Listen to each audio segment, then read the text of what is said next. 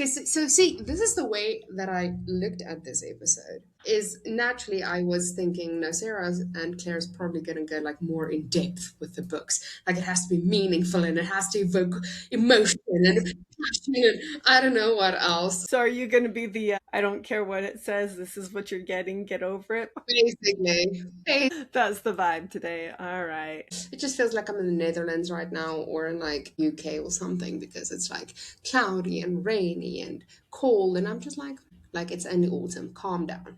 Listen, I think it doesn't bother me that I have to recommend books. It's just like I have too many books to recommend and you limited me. So that's where the problem comes in. Oh, so you really had to think about what. Yes, basically telling a person like who's your favorite child. I guess on our Facebook pages and comments and stuff, you'll have to like list out all the other ones that we didn't allow you to use. Take a picture of my bookcase. Today I actually splurged on actual tea. It's a mixed berry Oh. tea. Oh. It's good. Nice, nice. So today I decided to spoil myself a little bit and I got me one of those cappuccino sachets. So I have a little cappuccino here with me. That sounds so yummy. Yes, I'm looking very forward to it. Are we ready for this episode? I'm ready. Okay, let's go.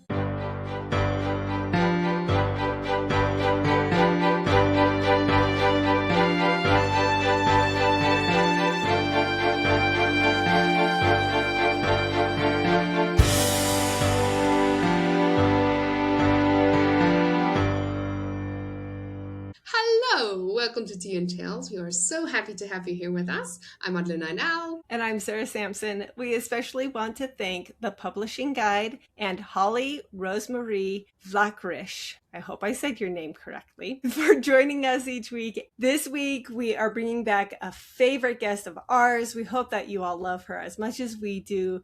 Our friend, Clare Draycott. And today she's joining us to talk about our favorite books and why we would recommend them to you.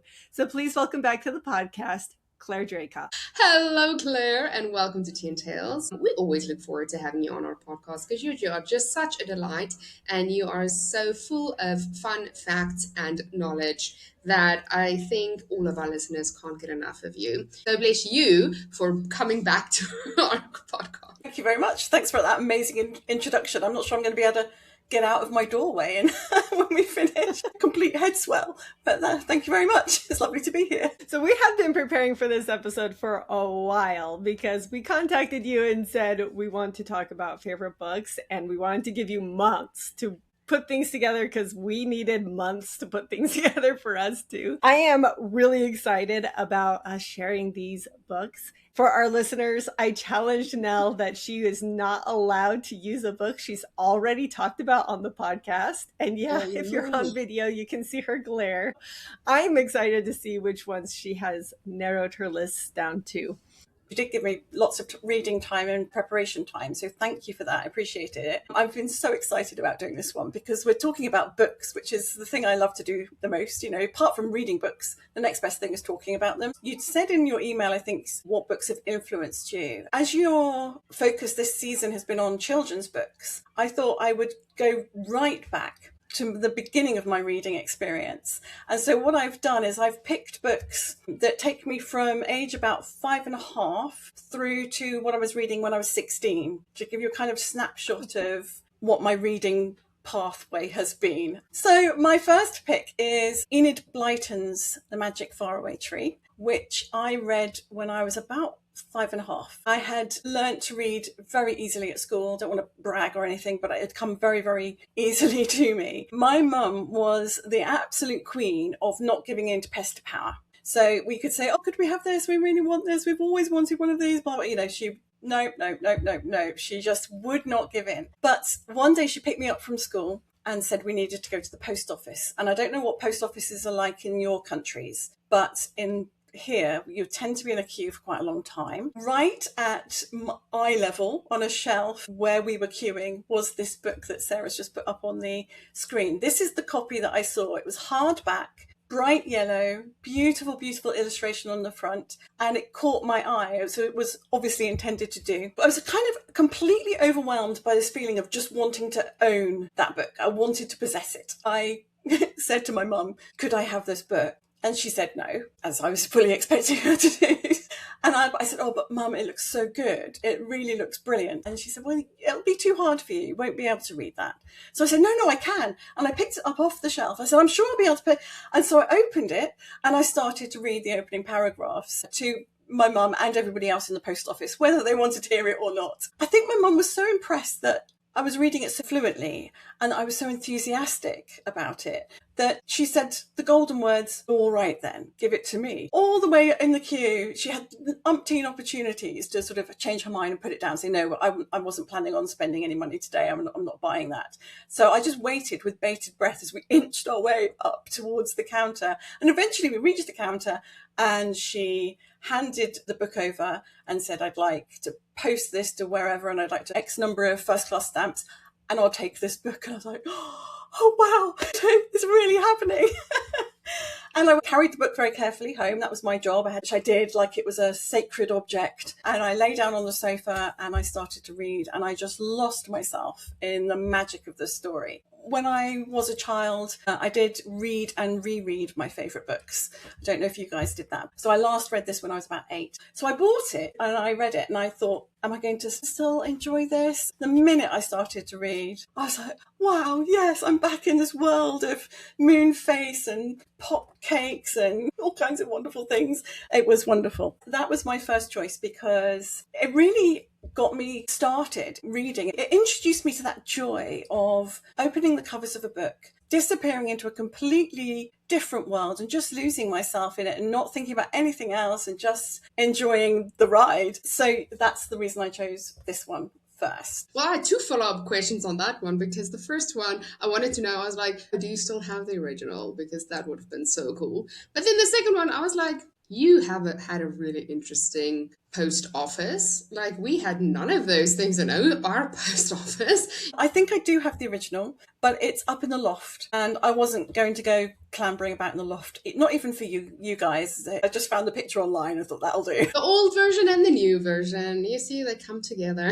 Well, speaking of hardcover books, and as you were saying it, I immediately thought of a book because, in all honesty, let's just be real, I don't even remember what I did 5 days ago. Never mind like 20 years ago and when I first started reading. What I do remember though, we had these novels. Okay, this is in Afrikaans. Generally it's in English. And so you will have like your Jungle Book and you have like your Winnie the Pooh and you have like your Little Mermaid and all those novels. But I just love these novels because first of all, they're hardcover, which is fantastic. But then second of all, like how cute is that? Like, that is just adorable. So they have like a little world map of Winnie the Pooh. I was like, that is the cutest thing ever. But also, there's no specific book of this series that I enjoyed. I just loved the books in general. And so then you would have your pictures with your little story that you can read, which was super fun because, you know, every night you would have a story night. This is kind of one of the books that I always have a memory of. Even as an adult right now, I literally specially bought these books. I have a whole section in my bookcase for my sister's kid when she comes to visit me. You are a great aunt. And I have to say, when you held up the Jungle Book one, I felt really excited because I had that one. No! Had the English version, but yeah, I am exactly the same. If you've got a section of your bookcase that's got books for your niece and nephew or nieces and nephews or whatever you've got, then yeah, you win the best aunt prize. Well, the funny thing is my first pick, it's not from my childhood, it's from my child's childhood. Oh, it's lovely. become one of her favorite ones that we even just read it last night. I told her I wanted to use this book today. And I said, what's your favorite part about this book? And she said, I got it from Uncle Kyle and Aunt Riley. That's so sweet. So shout out to them. But it's called Llamacorn Saves the Day. Fabulous. A cross between a llama and a unicorn. All the animals are unicorn animals. So you have mousecorn and beavercorn and turtlecorn and llamacorn. And it's by Kate Combs, illustrated by Alyssa Palmer. But I said, okay, well, besides it being from your uncle, what else do you like? And she says, I love how Llama Corn gets everybody to help so that they can save the day together. She rotates through everything else, but this one just keeps coming back. Oh, that's lovely. I love that. I can entirely understand why she likes that if there's a mouse corn and a llama corn and various other corns. Yes, and the world is gorgeous because the trees are all made of candy canes and balloons and, you know, so it's fun. I'm sure I'd have loved that when I was her age as well. Yes. I told you were gonna get like sentimental and emotional when you pick your books for today's episode. I don't see how you can avoid getting sentimental and emotional, really. It's such a personal thing, reading, isn't it? Not everybody comes to reading as a child, because obviously some people come to it in adulthood, but most of us are introduced, I think, to reading by family members, parents or uncles, aunts, etc., encouraging us by giving us books, reading with us, and that kind of thing. There's something nice about sitting with somebody else and being read a story or reading to them. When you're a child, there's something comforting about that. It's quality time. The three of us probably have all got that kind of connection with books from our childhood. And so of course it makes you feel emotional and sentimental because it takes you back to a time when reading a book with somebody else was a very comforting thing to do. And sharing the reading, I think, is the funnest thing about this episode because people who love books like sharing books. So let's share our second book on our list. Go ahead, Claire. Okay, so the second book on my list is The 101 Dalmatians. And this is the copy that I had as a child. It's very, very old and brown and tatty. I've got family photos from the summer I was 8 where I'm holding this book in all of the photos because, again, I read it, I loved it, so I reread it and I reread it. And funnily enough, this is one that I reread every few years as an adult. I was completely entranced by this book because the idea that dogs could communicate with one another by the twilight barking, that they could plan a journey and execute a journey, and that other dogs could provide food and places for them to stay, all just by a chain of barking dogs, completely captured my imagination. I could just see that happening. I thought it was so clever. There's the good versus evil thing going on because Cruella de Vil is really a cruel devil. She wants to skin these dogs and make them into a coat. I mean, that's appalling. It had everything, and I just loved it. I think I was probably 11 when my sister came home from school with the sequel. When she finished reading it, she'd said, I'm taking it back today. So I was in as soon as I possibly could so I could go and take it out and read it. And because the sequel is also brilliant, and I also read that as an adult. I assume you both read it, but Madeline and I is not looking so certain. Listen. Again, it comes with I don't remember what I ate yesterday, so probably I did read it. I do remember the movie though, but I love Glenn Close. So, I mean, I feel there's that, but I'm sure I read it. Yes, maybe. I've read it in the books that Nell just showed, those tiny, like, short books. Okay. But I've never read the actual book. Well, I can recommend it to you both. It's wonderful. Do you reread childhood favourites as adults, or have you not done that? I am rereading childhood favorites to my daughter. Yeah. I never thought to read it really for myself. Like, I'd look at the book and be like, that's nostalgic, but then I'm always busy. With Jessica, though, it's like, oh, you're this age now. Here's this book. That's a nice one. I haven't got children, so I couldn't do that. So the only way I can relive it is if I just read them again.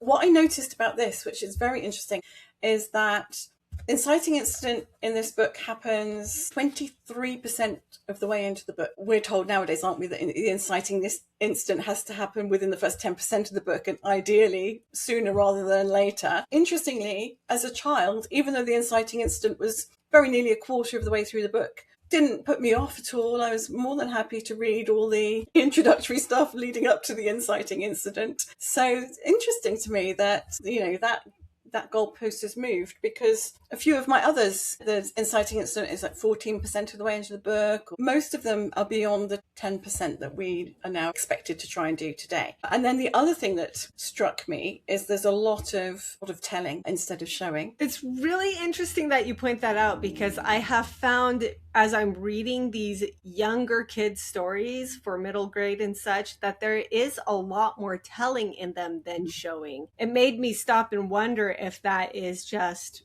because with the younger kids, you want to be a lot more straightforward and break them into the visual. I think you've probably hit on something there, Sarah. When you get into the sort of the exciting bits, there's more description happening. Trying to get there, it's a little bit more.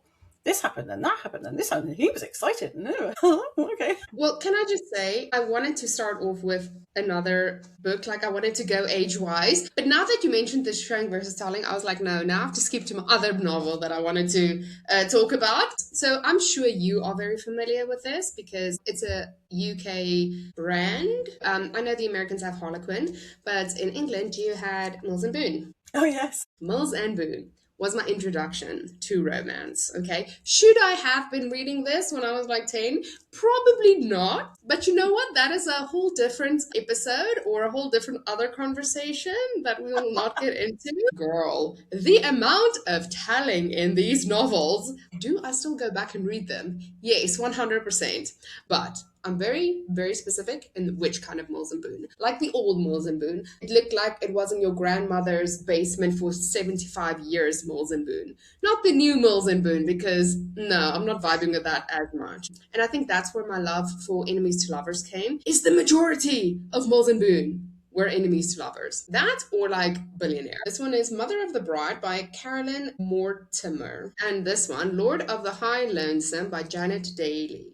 Like these two are novels that I always come back to because I just love it so much. And it's the grumpy like male character versus the feisty female character. There's definitely like a lot of telling. And then I'm like, just like, Helen knew. And I'm like, did Helen though? Did she know? When I started writing my own novels and I gave it to beta readers, they came back with feedback telling me that I lacked interiority when I was writing and that my characters were too aggressive. And so I was just like, but what do you mean? I have very good examples from where it came from, so I don't know what you are talking about. So it just kind of goes to show you how throughout the years, the style of writing has also changed in a sense. Because here, it was perfectly fine to like be passive aggressive towards people and they were like, oh yes, give me more. Where nowadays they're like, why are they passive aggressive? What happened in their childhood? And I'm just like, I don't care. When were those published, Madeline? That is such a good... So, you know what's the funny part, though, is they started Mills and Boon in 1908. So Mother of the Bride was in 1992, the year I was born. Lord of the High Lonesome was in 1980. I'm a bit more surprised about the 92 one, but 1980, it makes sense that there was still quite a bit of telling and it was maybe a little bit stereotypical in the heroine and hero kind of representation. I think what we read in our formative years does relate back to how we write our very first novel.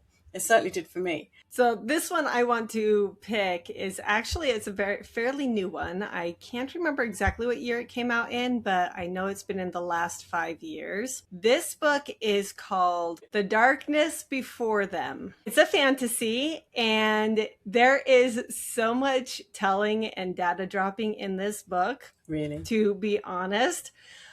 But I still had it on my list because I'm like, your hook is too good. I have to figure out what happens. And you all know I will DNR a book quickly. This one, I could not put it down, even though I was like, why are you explaining this? I want to know the story. It kind of goes to show that if you do it right, if you do it in a way that the readers will accept, then you're going to be okay. It is something you want to be careful about. And I think there was so much telling because it was a very full world that he created and he was trying to get it all into one book. It's really good though. I highly recommend reading this if you are wanting to get into some of that bigger world fantasy. It's interesting as well, isn't it? There are all these rules around craft and what we can and can't do or should and shouldn't do.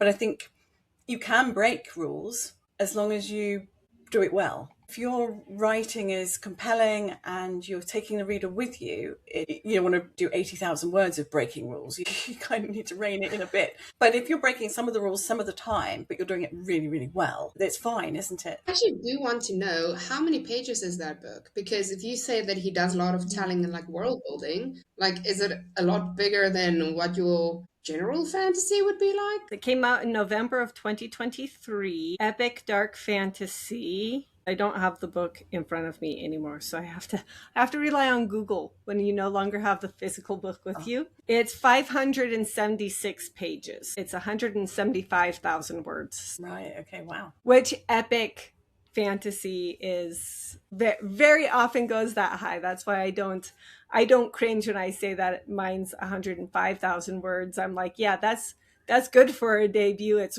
amazing for these high world fantasies, and I would be expected to write bigger like that. If I were to make a name for myself, I'd have to be writing 175,000, 200,000, 300,000 word novels for the epic fantasy genre. Right. Is he actually like a big writer? His debut novel came out in 2019, and it's actually longer than this one. Oh my goodness. Believe it or not, it's 700 to 800 pages, so it's actually twice as long. So now I want to find out how he's published, if he's self-published or if he has, did he get an agent? I know there are some publishers out there who specify in fantasy, in epic fantasy, who will tell you, I won't take anything under 200,000 words. Wow, so okay. yeah, Wow. it's a completely different world. And I know that I'm breaking some brains right now with those numbers and saying all of that. And some agents might be cringing, but yes, most agents want you under 120,000 words. Those numbers are usually either self-published or they are with these very specific couple publishers who ask for those big numbers. Right. But if you're just a regular normal writer, you do want to keep that in mind and try to stay closer to the 100,000 word count, even for your epic fantasies, for your first books. Build that reading, because people don't want to pick up an 800-page book of an author that they don't trust. Yeah, that makes sense. So my third pick, I think I read this for the first time when I was 11. It's called The Swish of the Curtain by Pamela Brown. Now we have the internet and Amazon and Google and everything. I discovered that this is the first book in a series of 4 or 5, which I did not know. Maybe I'll have to read the others. But I didn't realise that as a child, or I definitely would have read the others. And this was written by Pamela Brown when she was 14 years old, but it wasn't published until 1941 because she was evacuated to Wales during World War II. So it was published when she was 16 in 1941, and she used the money that she earned from publishing this book to pay for her own training at RADA, which is the Royal Academy of Dramatic Arts in London. And she went on to be an author, actress, and children's TV producer. And in The Swish of the Curtain, she's writing about a group of friends. They all live on the same street, so they're neighbours as well, who discover a rundown chapel that's not being used, has a blue door, and they decide that they look inside the chapel. It's got a stage and it's got rooms behind the stage that could be dressing rooms, and so they decide they're going to turn this chapel into a theatre and put on their own productions, and they write musicals. I mean, it's slightly far-fetched because the musical lad in this book writes an entire musical in an evening. So he has a very intensive evening of writing music for their very first show that they put on. And some geniuses can produce work really quickly, but an entire show in one evening is going some. I'm prepared to gloss over that as an adult and look past that. It's a wonderful story about these children who, I think their oldest is 15 and the youngest is 9. They put on various productions and they're encouraged by their local priest and the bishop. All kinds of people get involved and it's really, really wonderful. But the thing about the curtain, it's just on a rings and you just pull it across. And Lynn, the girl who really desperately wants to be an actress, says, oh, there's no swish. And so Benjamin, I think it is, known as Bulldog, he's a bit of an inventor and he wants to invent something. He invents something that will allow the curtains to swish. And there's a bit of telling in this one as well, but there's more showing than in the ones for the younger readers. So the writing is getting closer to what we would recognise as being the kind of thing we're being asked to produce. But interestingly, the inciting incident, quite a way into this book as well. I wanted to be an actress when I was 11, so I just loved that book.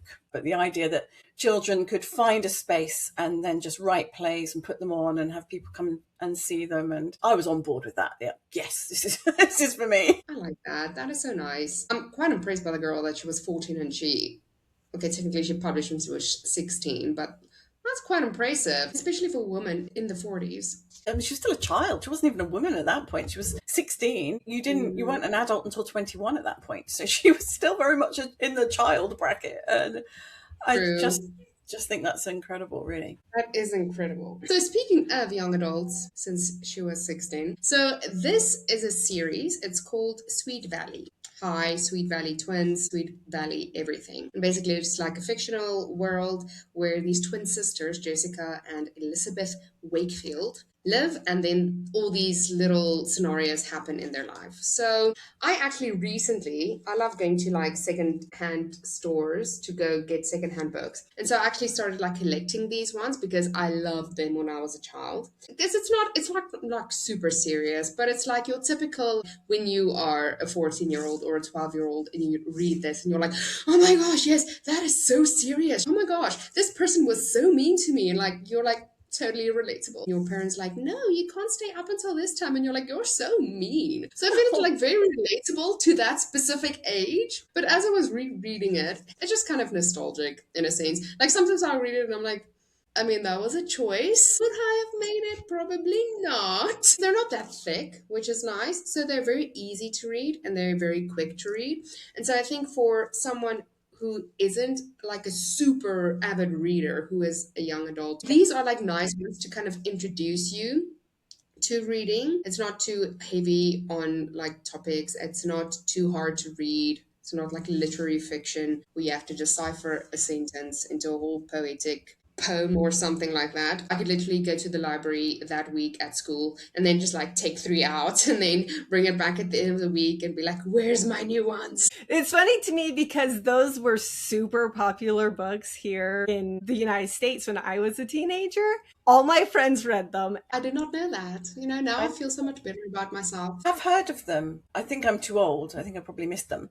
But I had heard of them, but I had associated them with America. So it's interesting that you had them too, Matt and I. About 5 years ago, I started working with some young women with their writing, and they were teenagers.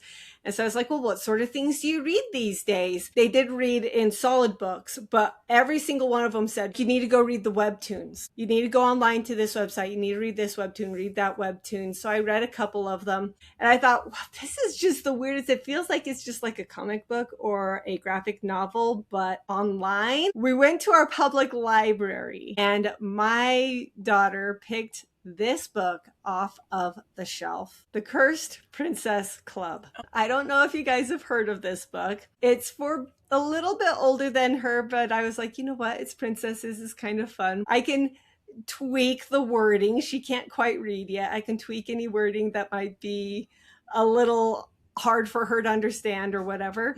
Turns out the Cursed Princess Club started as a webtoon, ran as a webtoon for a few years, and is now a published book. And that's how we ran into it in the library. This book is hilarious. As an adult, I wanted to read book 2, but I held off on it because my daughter's too young. This is a good book. If you're looking for those teenager, they're going to like the intrigue. They're going to like the differences. You have the princes and the princesses, and some of them have curses and some of them don't, and how they interact. That sounds really good. I can see why it would attract Jessica just for the picture. I can see how she would look at that. Oh, yes, I'd like to read that. And then, like you say, princesses is always going to be attractive to a girl. That's really cool. It's interesting that I wasn't really aware of any kind of YA when I was YA age. I wasn't aware of YA books, and I didn't really read them. I went straight from children's books, so things like Swish of the Curtain, The Railway Children, What Katie Did Next, etc., through to Agatha Christie, and then this one, Rebecca by Daphne du Maurier.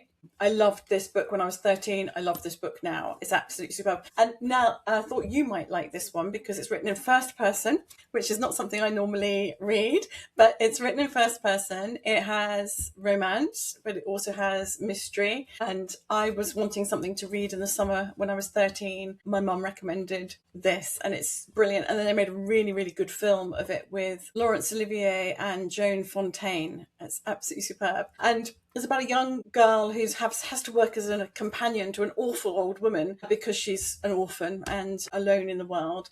And she meets the dashing and gorgeous Maxim de Winter in Monte Carlo. Rebecca of the title is not the main character. We never ever find out the main character's name. Rebecca is Maxim de Winter's first wife, and she dominates the life of the main character. The main character is very gauche, and then there's a mystery as well. So it's a really, really good read. And if you haven't read it, I can recommend it. It's brilliant. Really love that. And from there, my summer read when I was 16, I'd done my GCSEs, which is the first set of national qualifications you have to do in this country. And we were on our way to Cornwall for the family holiday. I'm sat in the back of the car with my shorts and t-shirt, sunshine streaming through the window, and I was reading One Day in the Life of Ivan Denisovich by Alexander Solzhenitsyn. Now, this is a story, as the title says, set in one day, about a man who is in a prison camp in Siberia under the Soviet regime.